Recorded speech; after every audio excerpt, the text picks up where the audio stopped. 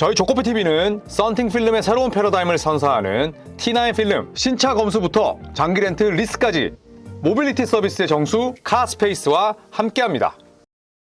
야, 얘 도대체 몇 시야 지금? 몇 시인데 안 나와? 아이고 그냥 맨날 늦어 이게 뭐 와가지고 아니 뭐 지금 안 나왔어. 이제 버스가 안 오고 지하철이 밀렸어 진짜. 아유 저 커피 농구 잘한다고 맨날 이렇게 드시면 안 되는데 진짜로. A few moments later. 조코피 오늘도 늦을 거 아니야? 아니 뭐 일찍 온 적이 있어요. 뭐야? 벌써 와 있어? 한 대 뽑았어요. 시원하게. 네, 반갑습니다 여러분. 저는 조코피TV의 조현일입니다. 네, 안녕하세요. 이임재입니다. 네, 답답한 이야기를 또 해야겠네요. 네. 시카고 불스. 네. 이민재 위원 시카고 불스 1990년대에는 자아가 형성이 돼 있었나요? 저는 그때 모르고, 저는 2001년도부터 NBA를 아. 봤기 때문에. 89년생인가요? 그렇죠. 그러면 그러면 지미 저는- 버틀러랑 동갑. 그렇죠. 네. 저는 그 시카고 불스 시절은 아니고. 그렇죠. 2001년도가 딱 초등학교 6학년이었는데. 그때 자아가 좀 있지. 그때, NHK나 AFKN. 네. 거기서 하이라이트나 풀경기가 나왔을 때. 앨런 아이버슨에 좀 빠지긴 했었죠. 맞아요. 아이버슨에 빠졌다가 갑자기 샌안토니오를 좋아하게 돼요. 맞아요. 팀 덩컨을 좋아하게 된. 네. 이제 2차 성징이 딱 왔을 때. 그렇죠, 그렇죠. 네. 저는 뭐 1990년대 초중반부터 NBA를 봐서 저는 부산에 살았어요. 그래서 NHK가 그 BS1이라는 채널이 맞아요, 맞아요. 일주일에 2개씩 NBA를 해줬습니다. 풀경기. 네. 딱 편집해줘서. 맞아요. 2시간이면 끝나죠. 그 다음에 홍콩 스타스포츠가 나왔어요. 그래서 매주 토요일에 한 경기씩 라이브를 해줬습니다. 우와. 그리고 AFKN에서 미군 방송에서 뭐 플레이오프 때는 트리플 헤드 해줬어요. 3경기. 와. 나 그걸 다 봤어. 이야. 그러니까 의외로 90년대 때 NBA를 볼 수 있는 그 방편이 굉장히 많았습니다. 그때 당시 또 인천에는 제가 인천 출신이라서 ITV가 있었죠. 네. 그 이후에. 네, 맞아요. 그리고 SBS 공중파에서 수요 NBA라고 있었죠. 어어어. 한창도 위원이 나오셔서. 맞아요. 네. 이제 고 한창도 위원. 지금 그 아드님이 SK에서 통역하고 통역하시고 계세요. 계시죠. 네. 한성수 실 통역. 네, 네. 통역님. 그래서 굉장히 많이 볼 수 있었는데 제가 왜 이 얘기를 했냐면 저는 90년대 시카고 불스가 너무너무 무서웠어요. 유니폼 빨간색. 그리고 조던은 뭐 정말 악마 같아. 그 90년대가 6번 우승했어. 네. 그 시카고가 아, 서로 길었다. 그 황소가 네, 니즈를 많이 깔았죠. 네. 그 황소가 지금은 송아지도 안 돼. 와. 그냥 뭐 속꼬리? 속꼬리도 맛있는데. 진짜 정말 답답한 그 시카고가 최근 들어서 굉장히 다른 이유로 네. 관심을 받고 있죠. 파격적인 행보를 보이게 되었습니다. 시즌 거의 1주가량 남았잖아요. 네. 이런 상황 속에서 프런트 오피스의 핵심적인 역할을 맡고 있는 2명의 인사를 경질하게 되었습니다. 그것도 사장과 단장이면 네. 진짜 그 구단의 핵심 수뇌부잖아요. 네. 네, 이 2명을 갑자기 그것도 오프 시즌이 아니라 시즌 앞두고 경질을 했는데 일단은 ESPN이 보도를 했습니다. 네, 시카고가 아루투라스 카르니쇼바스 농구 운영 부사장과 함께 마크 에버슬리 단장을 경질하게 됐다. 카르니쇼바스와 에버슬리는 2020-21 시즌 함께 시카고 불스에 합류를 했는데 네. 6시즌 동안 시카고는 224승 254패 승률 5할이 안 되죠. 그렇죠. 그리고 이 기간 동안 단일 시즌 시카고가 승률 5할 이상 기록한 것은 2021-22 시즌 뿐이다. 이때가 유일한 플레이오프 진출 시즌이었죠. 맞습니다. 그 전후로는 뭐 플레인 토너먼트 아니면 탈락. 그런데 시카고 불스는 또 시장이 엄청 크다 보니까 4년 연속 홈 관중 1위. 네. 네, 또 그런 부분들이 있었는데 자, 여기에 대해서 제리 라인스 도르프 전 구단주의 아들 네, 마이클 라인스 도르프 CEO가 어떤 얘기를 했나요? 네, 우리 팬들이 누려야 할 성공을 거두지 못했다. 새로운 방향으로 나아가는 것은 나의 책임이고 팬 여러분의 좌절감을 듣고 있으면 충분히 이해하고 있다. 나 또한 똑같이 느끼고 있다.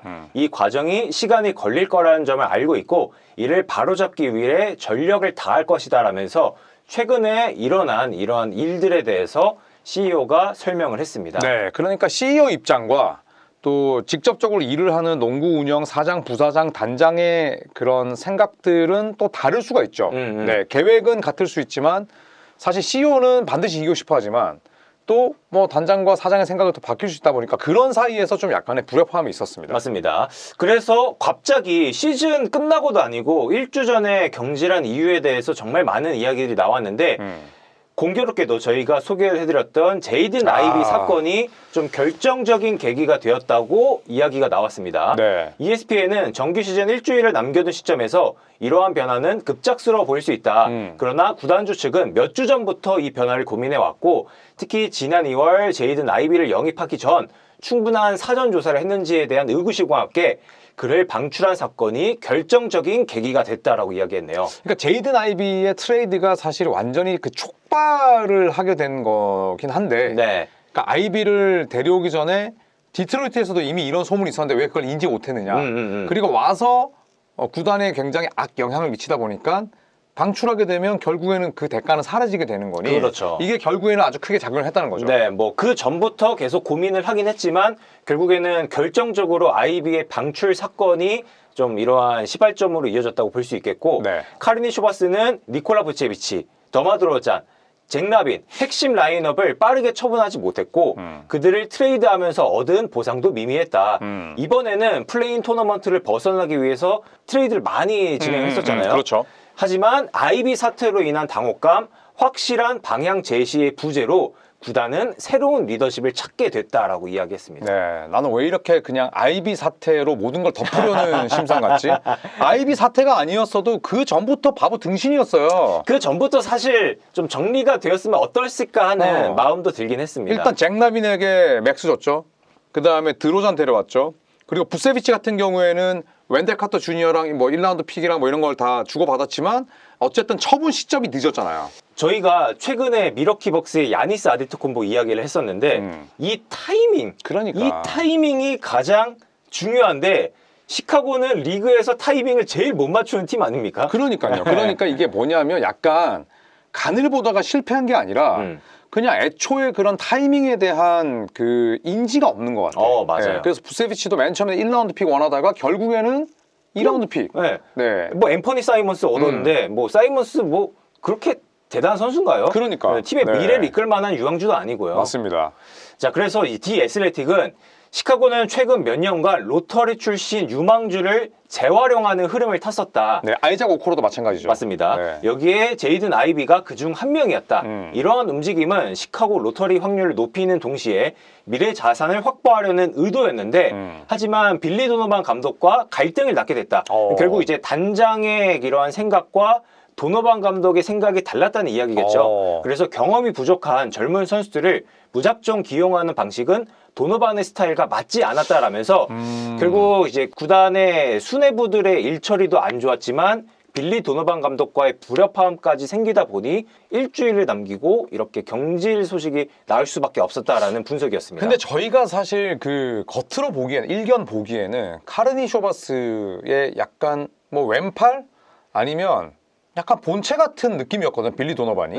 네, 그런데 서로 완전히 생각이 달랐다는 건 저는 좀 의외였어요. 네. 생각보다 두 사람의 스타일이 좀 맞지는 않았던 것 같긴 해요. 그러니까요. 네. 사실 시카고가 최근 뭐 이런 일련의 사건들이 문제가 있긴 했지만 이것만 문제였다고 볼 수는 없거든요. 그렇죠. 촉발시킨 거지. 네, 아이비가. 정말 많은 잘못된 선택들이 있었는데 조금 한번 살펴보겠습니다. 네. 2021년 니콜라 부체비치를 영입하기 위해서 웬델 카터 주니어, 오토 포터 주니어 1라운드 지명권 2장을 내줬습니다. 네. 그 2장 가운데 한 장이 무려 프란츠 바그너고요. 그렇습니다. 그 다음에 한 장이 젯 하워드. 뭐 물론 뭐 이름값이 떨어지긴 하지만 결국 1라운드 2장을 내주는 이러한 트레이드를 진행하게 되었는데 저 당시에 제가 유튜브 찍은 게 기억이 나거든요. 네, 시카고 불스가 야 이거는 진짜 저렇게 받아온다고? 저렇게 내준다고? 이해가 사실 가지 않는 트레이딩은 했어요. 맞아요. 물론 부체비치가 뛰어난 빅맨이고 20을 충분히 할 수 있는 빅맨이고 그때 당시에 시카고의 성적도 조금씩 올라가고 있는 상황이었기 때문에 뭐 이해가 아예 안 가는 건 아니었지만 내주는 대가가 너무 컸었고 맞아요. ESPN은 카르니 쇼바스는 이 결정에 대해서 나중에 후회를 했다. 1라운드 픽 2장을 내주는 거래는 우승을 위한 마지막 조각이었어야지 시작 단계에서 이뤄져서는 안 된다라고 전했다. 결국 카르니 쇼바스도 이 결정에 대해서 좀 크게 후회를 했던 것 같긴 해요. 저 때 시카고 불스가 그 1라운드 7순위 트리오가 있었어요. 그 당시에 웬델 카터 주니어, 그다음에 코비 화이트. 한 명 기억이 안 나요. 누구였죠? 모르겠어요. 네. 댓글 좀 달아주세요. 네. 내가 이게 진짜 제가 약간 늙었다는 생각이 들 때야. 기억이 안 나. 예, 그런데 그때 1라운드 7순위 트리오 3명이 있었는데 결국에는 웬델 카터 주니어는 팔렸고, 그리고 사실 미래 자산을 어떻게든 세 가지를 준 거잖아. 1라운드 지명권 2장이랑 웬델 카터 주니어를 내보내는 미래 자산 3가지를 주면서 그 당시에도 31살, 32살에서 부세비치를 데려왔던 저 딜 자체가 멍청했던 거지. 맞아요. 저 말이 딱 맞아. 1라운드 픽 2장을 내주는 거래는 우승을 위한 약간의 결승타여야 되는데 이게 뭐 시작 단계에서부터 저렇게 돼버리니 미래 자산 날아간 거죠. 여기에 또 2020년 4순위로 지명한 패트릭 윌리엄스에게 뭐 뽑을 수는 있죠. 하지만 이 선수에게 연장 계약 5년을 그냥 때려버립니다. 5년에 90mm인데 제가 이것도 유튜브 찍은 기억이 나거든요. 왜 이렇게 많이 찍었어? 5년 90mm인데 시카고는 대부분 부정적이야. 5년 90mm인데 마지막 해가 무려 플레이어 옵션입니다. 네, 이거는 제가 봤을 때 패트릭 윌리엄스를 진짜 시카고는 너무너무 사랑했던 거야. 보여준 게 없잖아. 돈을 다 주고 싶고 퍼주고 싶어 했나 봐요. 그리고 슈폼 하나 레너드스러운 거 빼고는 뭐가 있냐고. 맨날 이상한 염색이 나오고. 저는 왜 패트릭 윌리엄스 싫어하냐면 농구를 못하는 게 아니라 무언가 향상심이나 좀 나아지겠다는 그런 마인드가 전혀 안 보여요. 네. 어떻게 보면 약간 디안드레 에이튼과 좀 비슷한 느낌? 그러고 보니까 이것도 비슷하다. 얼굴도. 약간 그렇긴 하네요. 그리고 시카고 불스 구단도 저 5년 연장 계약을 주고 그 다음에 트레이드 시장에 또 내놨다가 그 다음에 또 패트릭 윌리엄스의 노력이 부족하다고 뒷담화 까고 진짜 시카고 불스는 정말 일처리가 개판입니다. 그러니까 물론 뭐 지명을 할 수도 있고 실패했지만 연장 계약을 줄 수도 있는데 그러면은 그 실패를 인정하고 빠르게 트레이드를 하던가 아니면은 그냥 올인해서 키우던가 그래야 되는데 앞과 뒤가 계속 다르고 많은 이야기들이 나오기 때문에 네. 더 시카고에 대한 안 좋은 말이 나올 수밖에 없는데 맞습니다. 네, 2021-22 시즌 올스타 휴식기 전까지는 시카고가 동부 2위를 기록하면서 그때 당시에 기록이 또 괜찮긴 했었는데 이때의 주요 라인업이 부세비치와 더마드로잔, 잭 라빈이었죠. 맞아요. 하지만 제한적인 성공 속에서 이러한 좀 애매한 그 성공 속에서 3년 동안 선수가 포함된 트레이드를 한 건도 체결하지 않았습니다. 이거는 태만한 거지. 그렇잖아요. 부세비치는 사실 또 커리어에 비해서 플레이오프 성과가 크지 않고 더마드로잔 토론토 시절 때부터 유명했던 루징 플레이어는 아니지만 큰 무대에서 팀을 승리로 이끌 수 없는 선수고 잭 라빈 현재 정규 시즌 대비 플레이오프 경험이 가장 부족한 선수인데 이 트리오를 그냥 핵심 라인업을 수년간 고수했다는 거는 그냥 시카고 불스 유나이티드 센터의 표가 팔리니까 방만하게 운영한 거지. 그러니까 네. 어느 정도 뭐 성과를 본다면은 여기서 선수 보강을 통해서 더 높은 곳을 바라봐야 되는데 그러한 노력이 전혀 없었다. 맞아요. 여기에 또 팀의 나름 핵심 선수라고 불렸던 라빈, 론조볼, 코비 화이트, 아요도 순무, 니콜라 부세비치를 정리했지만 1라운드 지명권을 단 한 장도 확보하지 못했고요. 야. 가장 최근에 코비 화이트가 이번 시즌 도중에 샬롯 호네츠로 떠나게 됐잖아요. 네. 근데 그때 당시에 코비 화이트가 메디컬 테스트를 통과하지 못하면서 2라운드 픽 3장을 받기로 이야기를 나눴었는데 테스트 통과 못하면서 또 한 장이 줄었습니다. 결국 이 주요 선수들을 제때 처분하지 못했고 제때 처분하지 못하다 보니까 제값을 받지 못했고 제값을 받지 못하는 상황 속에서 어떻게든 해보려고 했는데 이마저도 테스트 실패하면서 더 깎이게 되고 그러니까 당근에 갤럭시 폴드 7을 팔러 갔는데 지도 모르는 기스가 있다 보니까 원래 35만 원 받아야 되는데 깎임 당한 거 아니야. 이거 뭐예요? 그럼? 죄송합니다. 기스 왜 사기네? 얼굴도 짜증나게 생겨가지고 27만 원 해주세요. 알았어요. 바보 등신 아닙니까? 네. 그리고 코비 화이트 같은 경우에도 팔려고 했다가 우리 화이트는 팔지 않습니다. 다시 팝니다. 이거 3번 번복했어요. 그리고 1라운드 픽 못 받았죠. 아요도 순무는 시카고 로컬 가이야.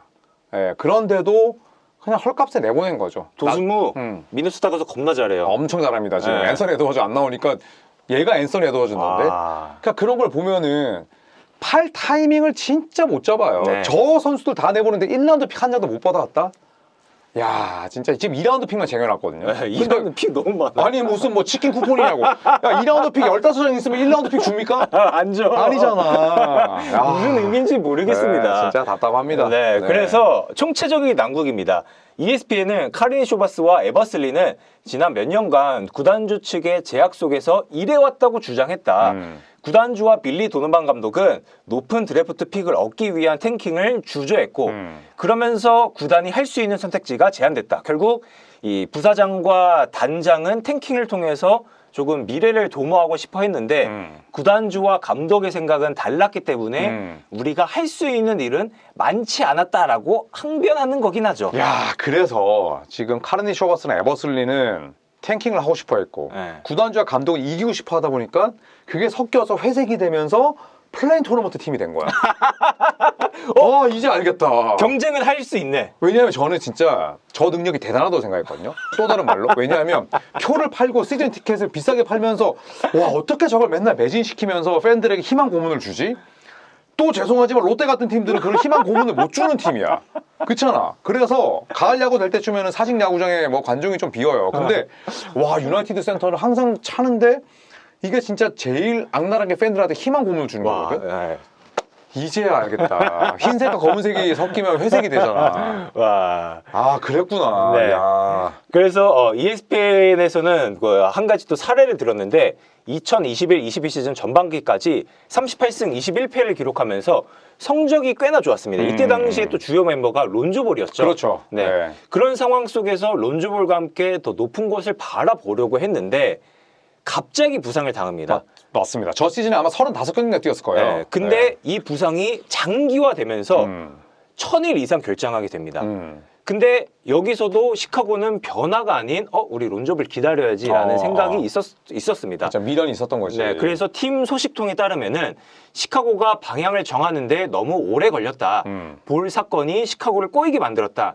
초기의 성공에 눈이 멀어서 일찍 방향을 틀 선견 지명이 없었다라고 이야기를 했습니다. 네, 뭐 그냥 딱 핵심을 지적한 것 같아요. 네. 네, 저기에 대한 그 미련을 버리지 못했던 거지. 네, 아까도 이야기를 드렸지만 2022년 2월 당시 핵심 멤버 라빈, 드로잔, 부세비치, 볼, 화이트, 카루소 모두 트레이드를 하면서 떠나보내게 되었고 그 대가로 받은 1라운드 픽은 자신들이 원래 소유했던 2025년 픽을 돌려받은 것뿐이라고 합니다. 아, 진짜 초라합니다. 네. 네, 저 좋은 선수들을 내보냈는데 돌아온 건 결국에 애매한 자산들밖에 없다는 거죠. 맞습니다. 시카고는 그나마 다행인 것은 지난 여름부터 조금씩 변화하기 시작했다는 이야기죠.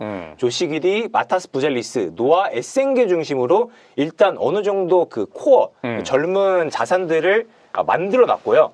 여기에 차기 드래프트 로터리에서 9순위 안에 들 확률을 어느 정도 확보를 해놨습니다. 네. 그리고 이번 시즌이 끝나면은 이번 여름에 6천만 달러 이상의 셀러리캡 여유까지 확보할 수 있기 때문에 구단 측은 지금이 새로운 방향을 잡기에 적기라고 판단하면서 프런트 오피스의 변화를 줬다고 볼 수 있겠죠. 부젤리스가 그나마 시카고가 직접 뽑아서 잘 키우고 있는 선수고 지금 보시면 뭐 조시 기디, 그다음에 아이작 오코로, 그다음에 미네소타 뛰었던 뭐 레너드 밀러. 그러니까 다른 팀에서 실패했거나 혹은 뭐 자리를 못 잡은 유망주들을 좀 데려오긴 했거든요. 거기에다가 좋은 롤 플레이어인 뭐 콜린 섹스턴이나 뭐 트레이 존스 같은 선수들도 있고 사실은 뭐 전체적인 구색은 이번 여름에 돈을 어떻게 쓰고 어떻게 계약을 정리하느냐에 따라서 저는 긍정적인 면도 있다고는 생각해요. 맞습니다. 사실 동부 컨퍼런스는 엄청난 슈퍼스타와 함께 팀을 꾸리기에는 어려움이 있기 때문에 이러한 젊은 선수들 여기서 뭐 수비와 함께 공격의 에너지 레벨을 끌어올린다면은 뭐 제2의 뭐 디트로이트 피스톤스 같은 그런 팀들을 충분히 만들 수 있거든요. 맞아요. 시카고도 충분히 이번 여름에 한번 좀 달려보자라는 생각하에 네. 프런트 오피스의 변화를 줬다고 볼 수 있겠습니다. 네. 자, 그렇다면은 이제 빌리 도노반 감독 또 시카고 불스 팬들의 원성을 사는 인물이고 참 어떻게 보면은 진짜 자리를 오래 보존하고 있잖아요. 에릭 스폴스트라 감독 이후에 한 팀에서 지금 가장 오래 뛰고 있는 감독이 빌리 도노반이랑 터란루예요. 네네네. 네, 참 어떻게 보면 운이 좋은 감독이라 볼 수 있죠. 맞습니다. 그래서 빌리 도노반 감독이 프런트 오피스가 바뀌었기 때문에 이 감독 과연 목숨을 지킬 수 있을 것인가, 그리고 최근에 또 노스캐롤라이나 감독이 될 수도 있다라는 이야기가 돌았는데 덴버 너게츠 출신의 마이크 말론 감독이 지휘봉을 잡게 되었죠. 맞아요. 그래서 일단 도노반 감독은 남게 되었는데 ESPN은 시카고는 여전히 도노반 감독을 높게 평가한다. 비시즌에 그를 유임시키기 위한 면담을 계획하고 있다. 조직 내부의 선수들과 스태프들로부터 깊은 존경을 받고 있다라고 이야기했습니다. 야, 결국 의외네. 빌리 도노반 감독의 잔류 가능성이 현재로서는 꽤나 높아 보이죠. 자, 어쨌든 빌리 도노반 감독의 자리는 또 탄탄해 보이는데 올 시즌 굉장히 좀 힘들었다고 들었습니다. 맞습니다. ESPN이 도노반은 개인적으로도 힘든 한 해였다. 올해 초 부친인 빌리 시니어가 세상을 떠났고 8일 이후에는 장모인 패트리샤도 세상을 떠났다. 도노반은 장례식 등으로 단 한 경기와 몇 차례 연습만 결장했을 뿐이다. 그래서 이제 소식통들은 도노반이 시즌 후 물러나기를 결정할지 궁금해하고 있고 팀은 그가 감독으로서든 아니면 다른 직책으로서든 조직에 남아주기를 희망하고 있다라고 이야기했습니다. 그러니까 시카고 불스 구단에 빌리 도노반 감독에 대한 신임은 엄청난 거네요. 그러니까요. 네. 진짜 대단한 것 같아요. 그래서 미국 현지에서는 도노반 감독이 감독으로서 지휘봉을 계속 유지할 수 있지만 보스턴 셀틱스의 브래드 스티븐스 같은 케이스가 나올 수 있다. 아니면은 닥 리버스 감독 예전에 클리퍼스처럼 감독하면서 사장할 수도 있지 않나? 충분히 그럴 수도 있는 게 도노반 감독이 원래 시카고에 오면서 이야기했던 게 나 선수 영입이나 로스터 관리에 조금 더 목소리를 싣고 싶다라는 이야기를 냈었거든요. 네네네. 그래서 만약에 감독을 계속 유지하게 된다면은 그런 목소리를 더 낼 수는 있겠죠. 근데 이제 도노반 감독이 2025년에 연장 계약을 체결했습니다. 구체적인 연장 기간은 나오지 않았는데 그래서 일단 계약 기간이 남아있기 때문에 도노반 감독을 뭐 쉽게 경질하기는 어려워 보이고 또 쉽게 경질하기 어려운 이유가 마이클 라인스도르프 CEO가 도노반 감독을 정말 좋아합니다. 그러게. 시카고의 선수단을 고려했을 때 도노반은 정말 좋은 결과를 냈다고 생각한다. 우리가 원했던 결과는 아닐지라도 그것이 도노반 때문은 아니다라고 이야기를 했고요. 여기에 전달하진 않았지만 라인스도르프 CEO는 새로운 사장과 단장은 도노반 감독 체제에서 팀을 어떻게 운영할 것인지 여기에 대한 플랜을 앞으로 우리와 함께 이야기할 것이다. 거의 도노반 감독이 지휘봉을 잡을 것이다 라고 확신하고 있더라고요. 그러니까 새로운 단장과 사장을 데려온다고 하더라도 일단 빌리 도노반 감독에게 초점을 맞춰서 데려올 것으로 보이고 예전에 그 아버지인 제리 라인스 도르프 같은 경우에는 이 필 잭슨 감독과 사이가 엄청 안 좋았거든요. 1990년대 뚜렷한 성과를 냈지만 그러니까 그런 걸 보면서 아버지가 저렇게 감독과 싸우고 사이가 안 좋은 걸 보면서 나는 그러지 말아야겠지라는 생각이 들어서인지는 몰라도 빌리 도노반 감독이 사실 시카고에 와서 저는 뭐 번뜩이는 지도력이나 뭐 아니면 훌륭한 전술 전략을 내보인 적은 별로 없다고 생각하거든요. 맞습니다. 이 정도의 신임이라면 약간 의아하긴 한데 네. 이렇게 된다면 뭐 계속해서 에릭 스폴스라 감독 다음으로 한 팀에서 오랫동안 지휘봉을 잡는 스티브 커도 있었네요. 네. 그 다음으로 오랫동안 시카고 불스의 또 감독으로 재임할 가능성이 높아 보입니다. 맞습니다. 네. 빌리 도노반 감독의 선택에 따라서 라인스도르프도 어떻게 할지 좀 결정하겠다고 이야기했는데 네. 뭐 큰 변수가 없다면은 도노반 감독이 다음 시즌에도 지휘봉을 잡을 것으로 보입니다. 네, 뭐 저는 시카고 불스가 뭐 전략이 아니었다고 하더라도 진짜 적당히 성적 내면서 탱킹하지 않고 5할 승률 언저리로 시카고 불스의 유나이티드 센터 2만 명 넘게 들어가잖아요. 그런 관중 동원을 하는 것도 저는 능력이라 생각은 하는데 이제는 좀 이기는 농구를 해야 되고 사실 뭐 세수는 새 부대에 담는 게 저는 맞다고 생각은 하지만 지금 이런 인터뷰를 또 유추해 보면 도노반 감독은 시카고 불스의 지휘봉을 계속 잡을 것 같습니다. 네. 네, 자 이상 시카고 불스의 최근 행보와 또 빌리 도노반 감독의 또 팀 내 입지에 대해 살펴봤습니다. 여러분 고맙습니다. 감사합니다.